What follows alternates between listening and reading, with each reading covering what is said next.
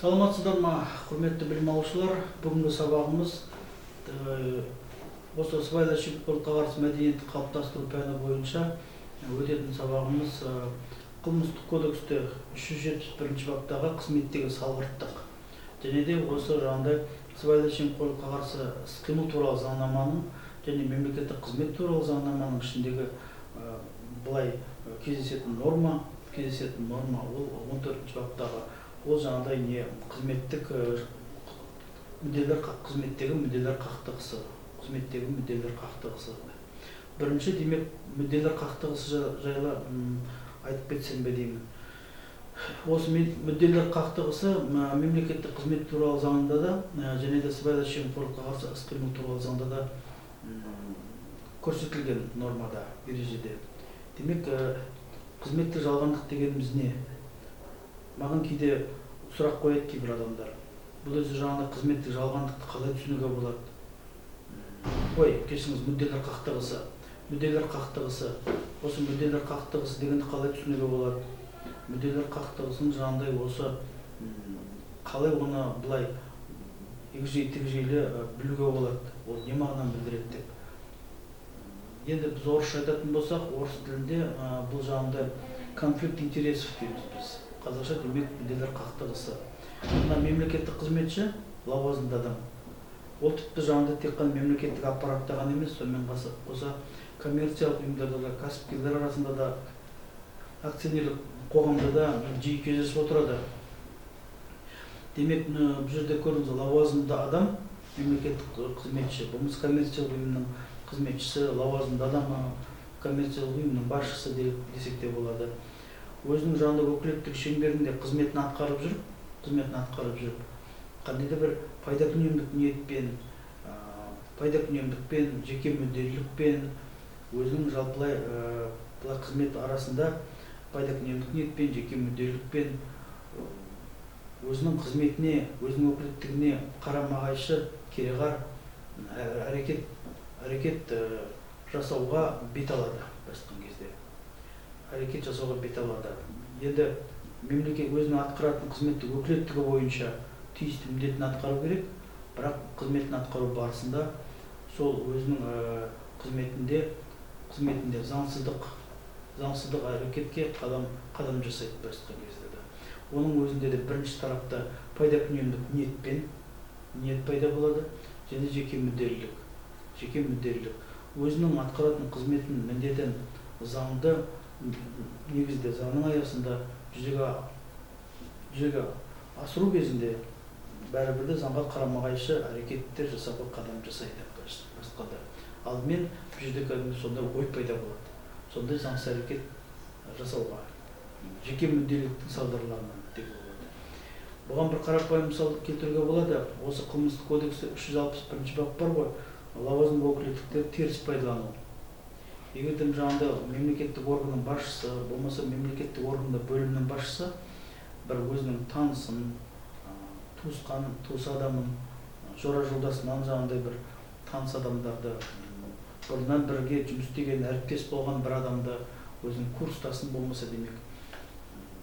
Енді қызметке өзінің беделін, өзінің қызмет бабын пайдаланып, мемлекеттік қызметке кіргізетін болса, оның өзінде де былай тиісті мемлекеттік қызмет туралы заңда көрсетілгендей талаптарды бұзып, талаптар орындалмай,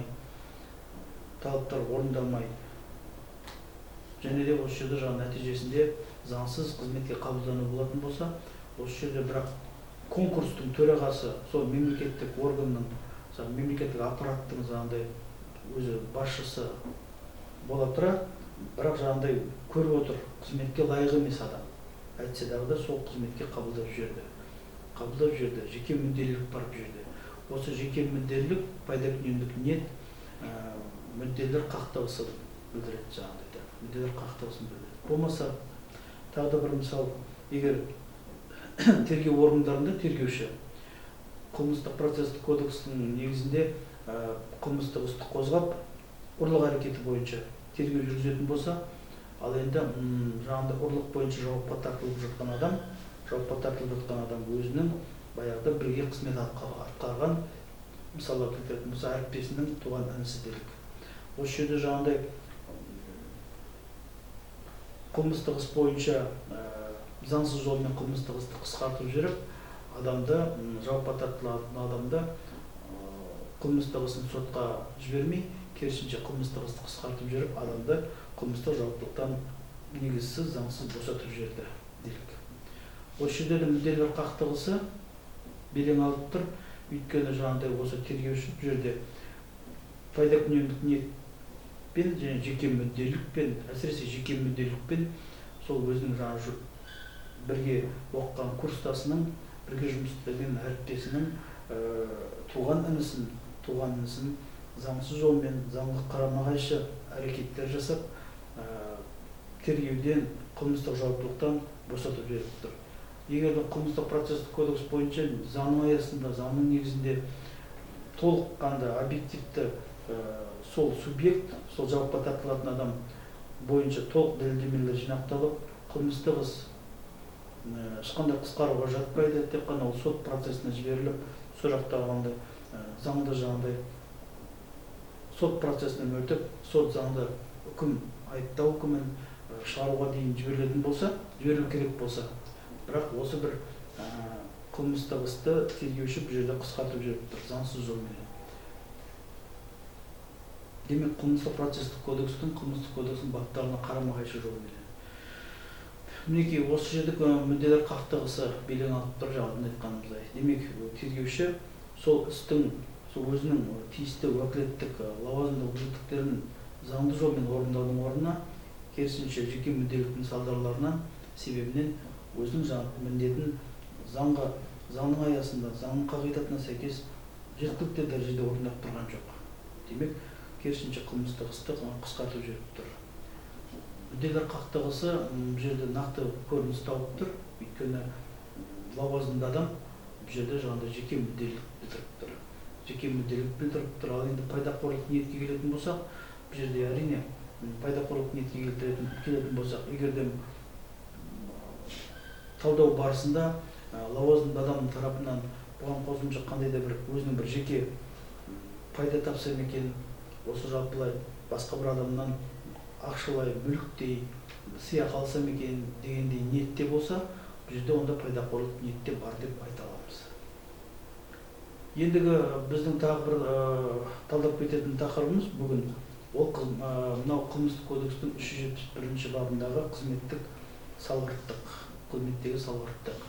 Осы салғырттық қылмысына келетін болсақ, жалпылай салғырттық дегеннің өзі мемлекеттік аппаратта болсын, мемлекеттік қызметте, мейлі өзі коммерциялық ұйымдарда, кәсіпкерлік ұйымдарда болсын, бәрібір де жаңағыдай мағына бір мағынада айтылады.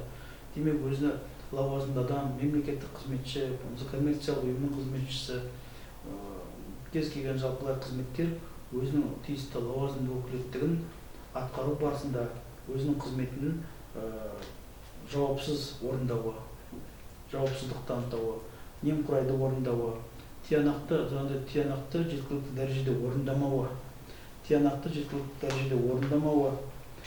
болмаса тиісті дәрежеде орындамауы, яки болмаса мүлдем орындамауы жатады. Демек, осы жерде немқұрайдылық танытып, жауапсыздық танытып, өзінің қызметіне селқос қарап, салақтықпен қарап,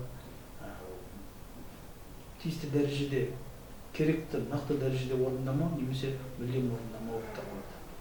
Яки болмаса жаңағыдай өзінің қызметінде қойылған талаптарды дер кезінде мерзімге сәйкес орындамауы. Қылмыстық кодексте мемлекеттік аппараттың, мемлекеттік қызметтің қызметшілері, лауазымды адамдары қызметтік салғырттықты бойынша жауапқа тартылатын болса, ол қылмыстық кодекстің 371 бабымен сараланады.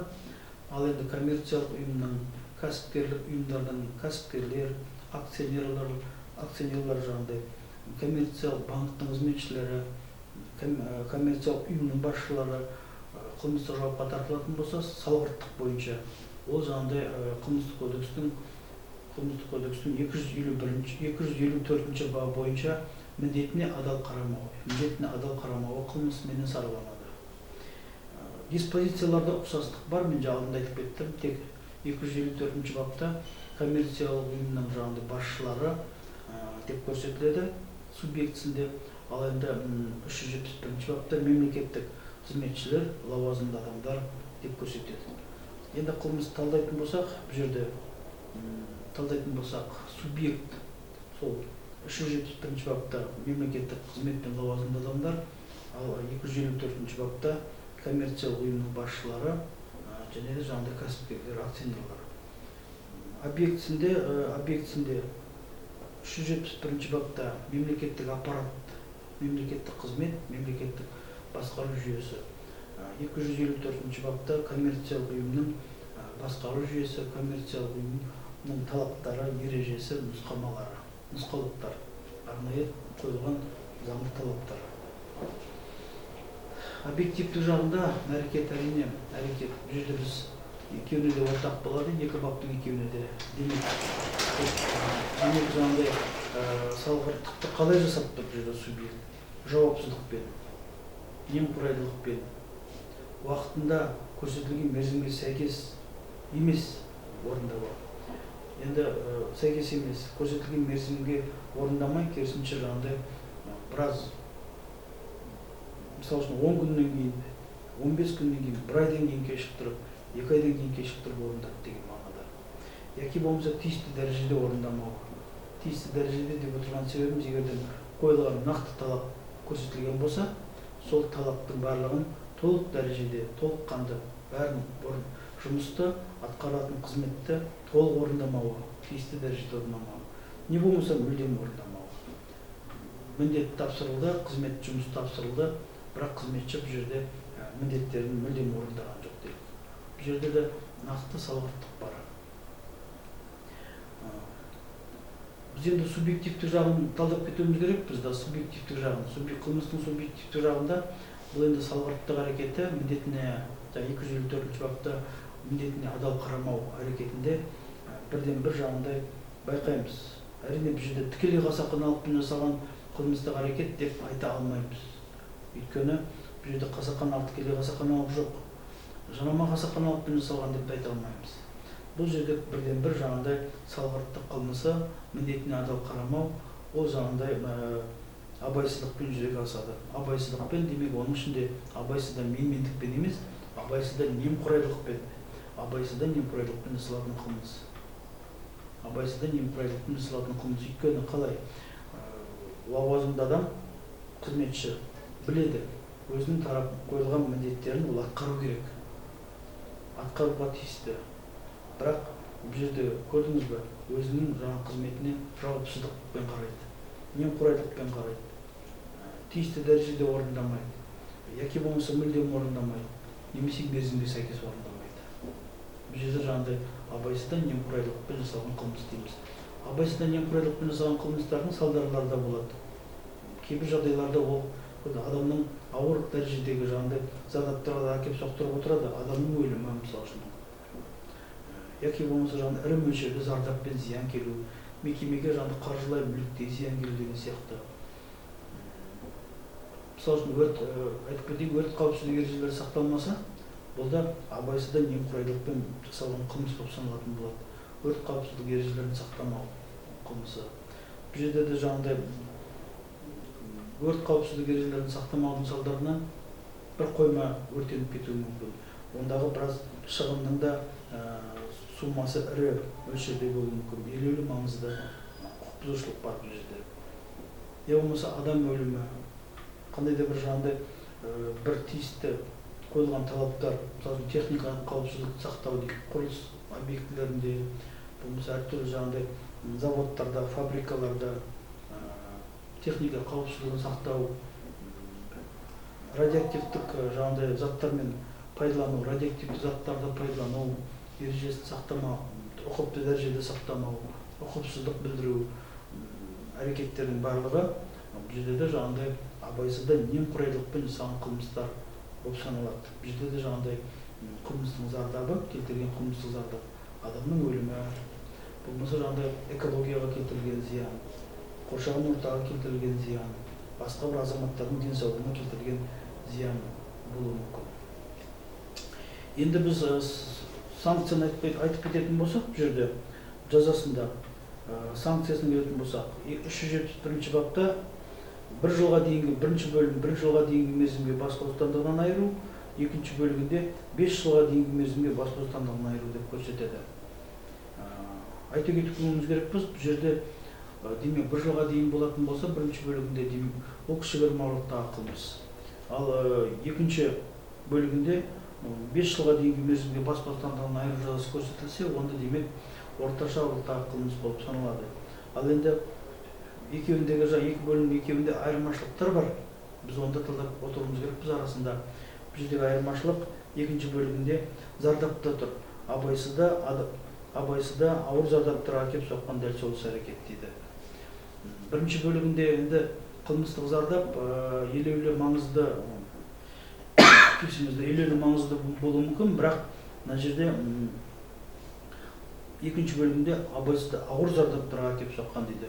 Ауыр зардаптардың біреусі, ол жағында өзім айтқандай, алдында айтып кеткендей, ол қоймадағы мысалы өртеніп кеткен мүліктердің суммасы да, көптеген жаңағы құнды заттардың суммасы, яки болмаса адамның өлімі, болмаса келтірген үлкен зардап пен шығын мекемеге, ұйымға делік мысалы үшін.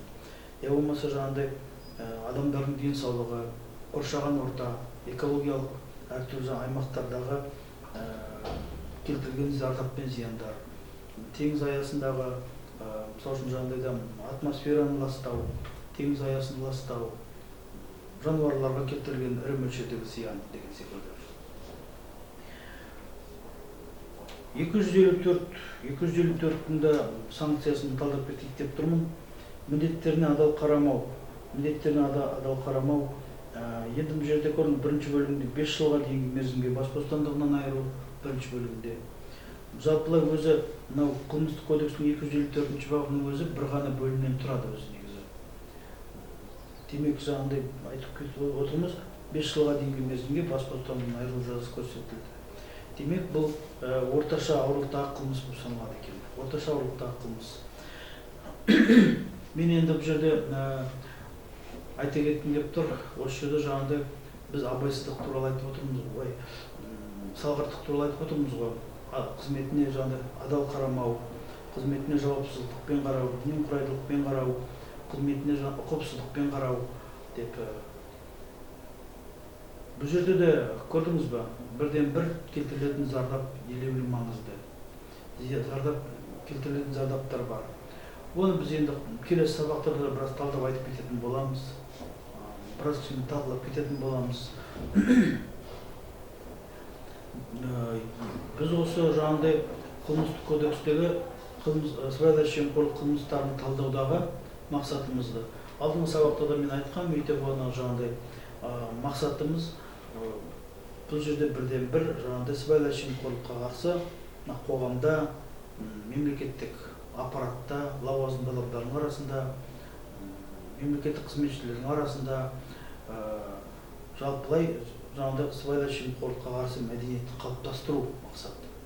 Сыбайлас жемқорлыққа қарсы сананы қалыптастыру, сыбайлас жемқорлыққа қарсы жаңағыдай тұра білу қабілетін қалыптастыру. Кез келген жеке азаматтың саны жаңағыдай былай жеке азаматтарда яки болмаса лауазымды адамдардың арасында. Көптеген жағдайда егерден біз сыбайлас жемқорлыққа қарсы мәдениетті қалыптастыру, бұның жаңағы бағыты сыбайлас жемқорлыққа қарсы сана, және екінші бағыты сол сыбайлас жемқорлыққа қарсы тұра білу қабілетін қалыптастыру, адамгершілікті, әдепті, мәдени қарым-қатынасты, адами қарым-қатынасты қалыптастыру, бұл сыбайлас жемқорлыққа қарсы мәдениетті қалыптастыру болып саналады. Құндылықтар осы деп қоятын болсақ, біздің жаңағыдай көрдіңіз бе, біз енді сыбайлас жемқорлыққа қарсы мәдениетті қалыптастырудың не екенін, құндылықтарын ашып көрсеткен боламыз да, бірақ сол сыбайлас жемқорлыққа қарсы сана қалай қалыптасады, сыбайлас жемқорлыққа қарсы тұра білу қабілеті қалай қалыптасады, адамгершілік, әдеп, этикалық қатынас, мынау жаңағыдай адами қарым-қатынас қалай қалыптасады, оны қалыптастыру үшін не істеу керек, қандай жолмен қалыптастыру керек деген сауалдар болады бұл жерде, көрдіңіз бе. біз енді бір қадам жасаған болсақ, ары қарай да қызметтерімізді жалғастыруға кетуіміз керекпіз ғой.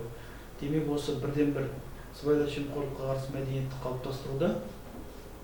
қалыптастыруда ең бірінші бір міндеттеменің бірі, атқаратын қызметтің бірі, ол әрине осы құқықтық оқыту.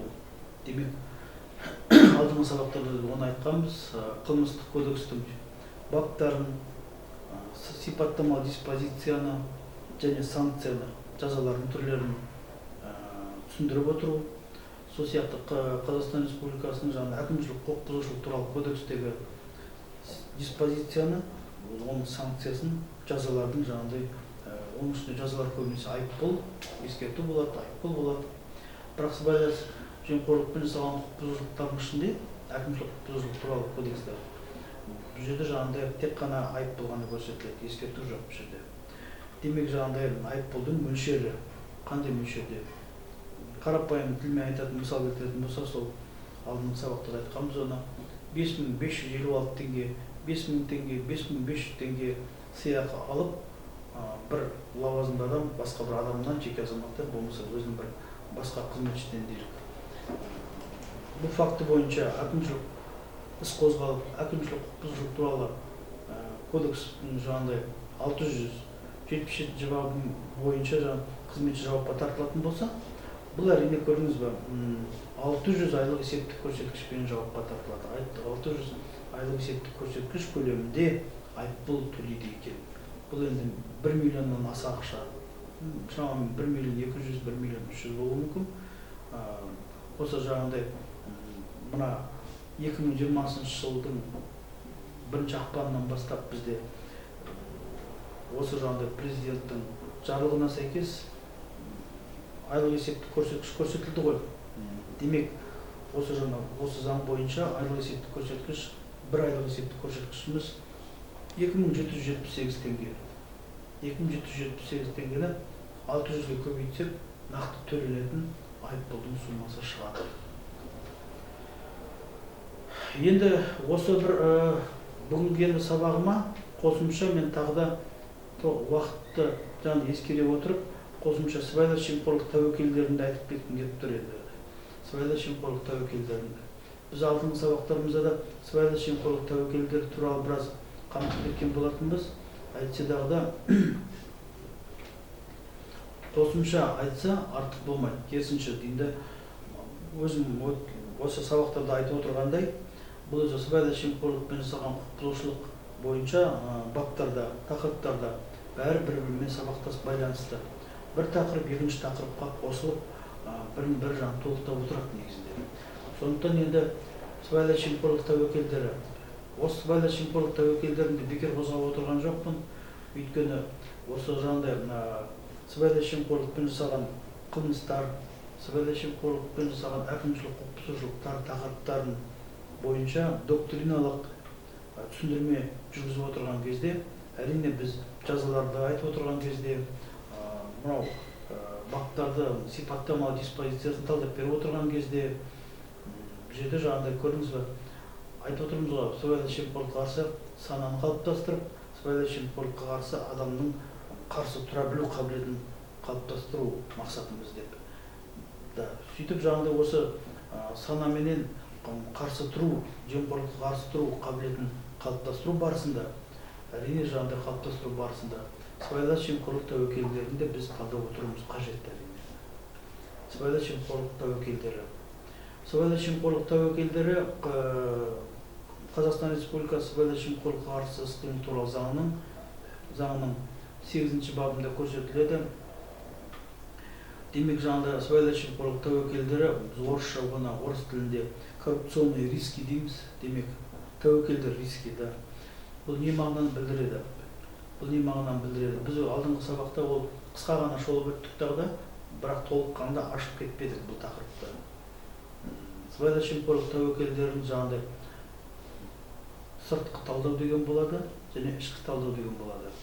Сыртқы талдауды сол Қазақстан Республикасы президент әкімшілігінің келісімімен Қазақстан Республикасының сыбайлас жемқорлыққа қарсы агенттігі орталық атқару органдарының жаңағыдай мен етене бірлесе отырып, ортақ бұйрық шығарып, бірлесе отырып, жаңағыдай ортақ бір комиссия құрып, тексеру жұмыстарын жүргізеді Башқұртстанда да.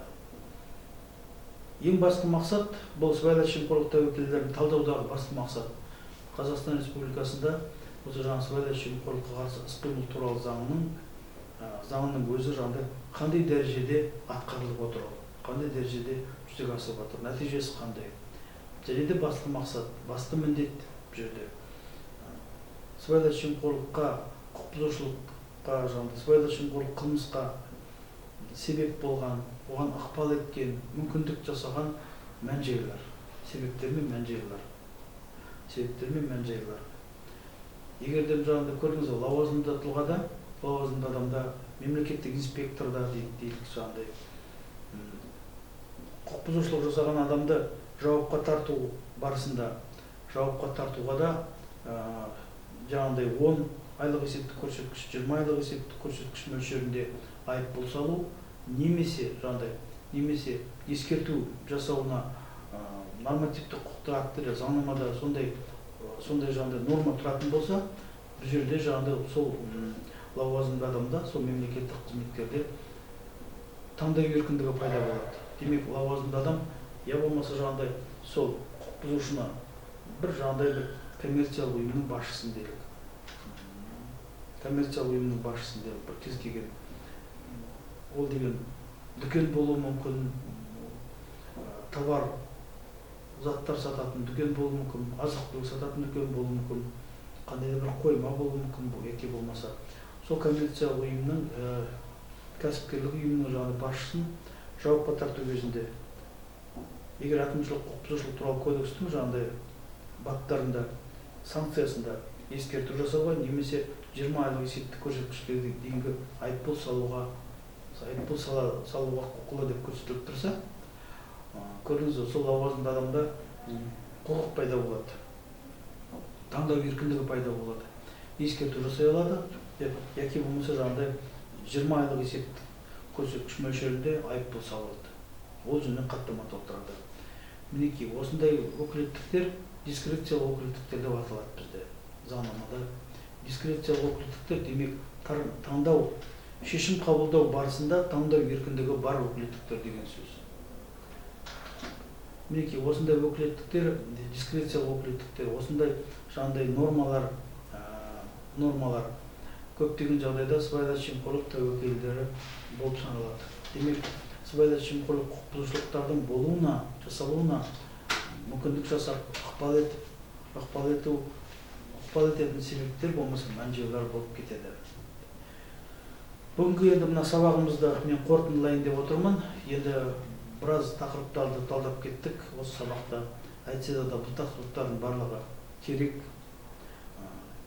Кейбір адамдар ойлауы мүмкін, айта кету керек бұл жерде.